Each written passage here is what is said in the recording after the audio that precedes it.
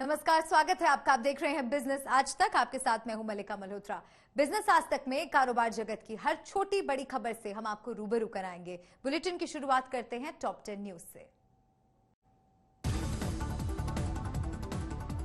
Done and Bradstreet में भारत में business optimism 8 साल के उच्चतम स्तर पर पहुंचने का दावा। जुलाई से सितंबर के मुकाबले 27% बढ़कर 94.5% हुआ बीओआई। एयरटेल और वोडाफोन आइडिया के बाद जियो ने भी महंगे किए रिचार्ज प्लान। 1 दिसंबर से जियो के रिचार्ज के लिए 21% ज्यादा रकम चुकानी होगी। सोमवार से खुल गई सस्ता सोना खरीदने की सरकार की सॉवरेन गोल्ड बॉन्ड स्कीम। एक बॉन्ड के लिए चुकाने होंगे 4,491 रुपए। रेरा में अभी तक 71,307 प्रोजेक्ट्स का रजिस्ट्रेशन हुआ। देश भर में रेरा के कुल 78,903 मामलों का समाधान हुआ। हरियाणा ने एविएशन टरबाइन फ्यूल पर वैट घटाने का किया ऐलान। नागरिक उड्डयन मंत्री ज्योतिरादित्य सिंधिया ने किया फैसले का स्वागत। मंगलवार को आएगा स्टार हेल्थ एंड इंश्योरेंस का आईपीओ। 870 से 900 रुपए के प्राइस बैंड पर 7,249 करोड़ रुपए जुटाने का अनुमान। 2027 तक 13 नए मॉडल लाएगी महिंद्रा एंड महिंद्रा। अगले साल एक्सयूवी 300 को एक्सयूवी 300 के नाम से किया जा सकता है लॉन्च। डिमांड को बढ़ाने के लिए बीएमडब्ल्यू ने भारत में इलेक्ट्रिक वाहनों पर इंपोर्ट ड्यूटी घटाने की मांग की। कहा मैन्युफैक्चरिंग को भी मिलेगा बढ़ावा। भारत में चीन के mobile brand Xiaomi, Oppo, Realme और Vivo अभी भी बेहद लोकप्रिय। चीन में सबसे ज्यादा है आईफोन की demand. hyundai motor India foundation ने मिशन गुरुग्राम के तहत टाउन हॉल प्रोजेक्ट की शुरुआत की। 16,000 वाहन चालकों समेत कुल 34,000 का होगा हेल्थ चेकअप।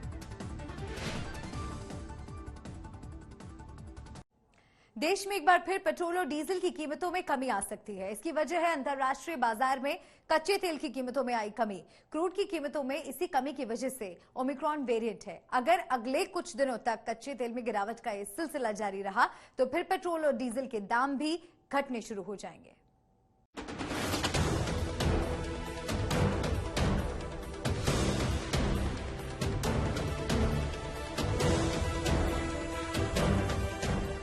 भारत में एक बार फिर से पेट्रोल और डीजल की कीमतों में कमी के आसार पैदा हो गए हैं।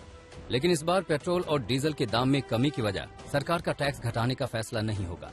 दरअसल इसकी वजह तो कच्चे तेल की कीमतों में आई कमी रहेगी। भारत, अमेरिका और जापान समेत कई देशों ने अपने रणनीति भंडार से अंतर्राष्ट्रीय बाजार में कच्चा तेल बेचने की बात कहकर पहले ही क्रूड की कीमतों को दबाव में ला दिया था।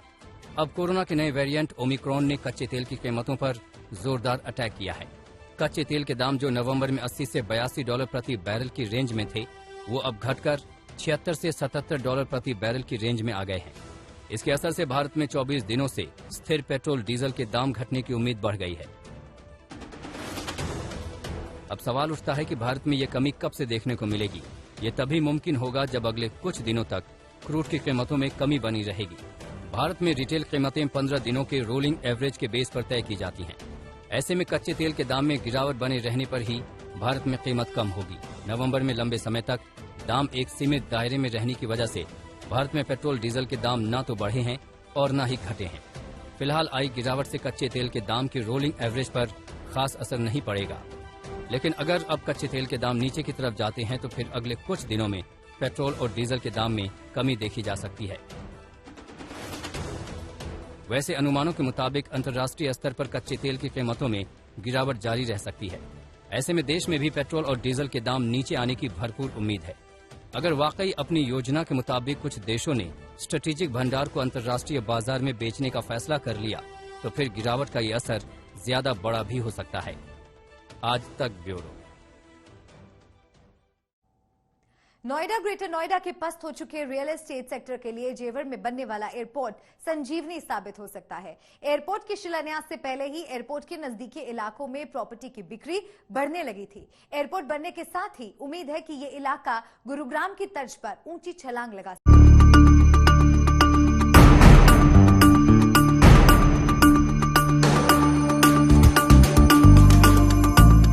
दुनिया की एविएशन मैप पर जेवर अलग मुकाम हासिल करने को तैयार है। इसके असर से आसपास का इलाका भी रियल एस्टेट के गले का हार बनने को तैयार है। ये एयरपोर्ट नोएडा, ग्रेटर नोएडा क्षेत्र के लिए, इस रीजन के लिए काफी महत्वपूर्ण साबित होगा।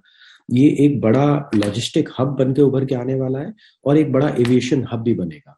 और जैसे कि काफी समय से दिल्ली एनसीआर में एक दूसरे एयरपोर्ट की रिक्वायरमेंट को समझा जा रहा था, तो अब लगता है कि अगले 2 से 3 साल में जब ये एयरपोर्ट ऑपरेशनल हो जाएगा, इससे इस रीजन में काफी इम्पैक्ट आएगा। एयरपोर्ट के असर से 3 साल में जेवर के आसपास की प्रॉपर्टी में कई बदलाव आए।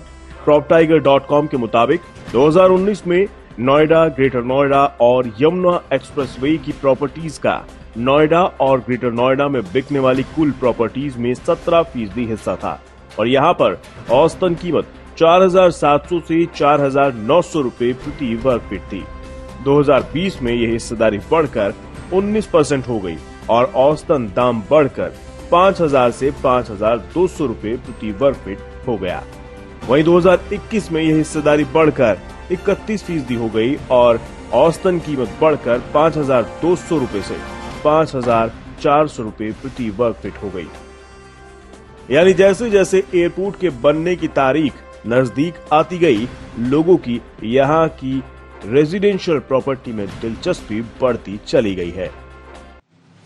इस साल जेवर के नजदीकी रेजिडेंशियल मार्केट्स में प्रॉपर्टी की बिक्री में तो जोरदार इजाफा देखने को मिला है, लेकिन कीमत नहीं बढ़ी है।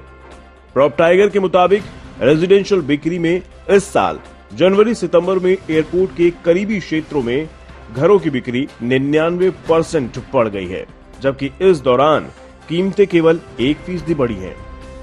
इस दौरान घरों से ज्यादा उछाल प्लॉट्स की कीमतों में देखा गया है।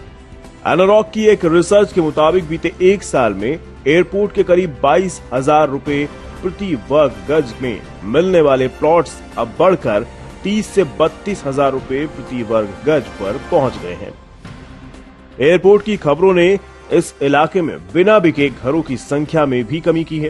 एनारॉक के मुताबिक जुलाई-सितंबर 2019 में नोएडा, ग्रेटर नोएडा में 67,830 बिना बिके यूनिट्स थे। यह आंकड़ा इस बार जुलाई-सितंबर में 20% घटकर 54,450 फ्लैट्स रह गया है। यहाँ पर प्रॉपर्टी में तेजी आने की मजबूत संभावना इसलिए भी है क्योंकि यहाँ पर कीमतें गुड़गांव और दिल्ली से काफी कम है।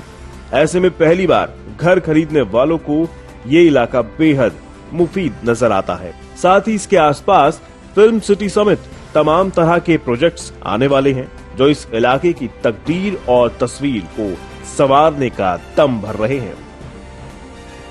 आदित्य केराणा, आज तक।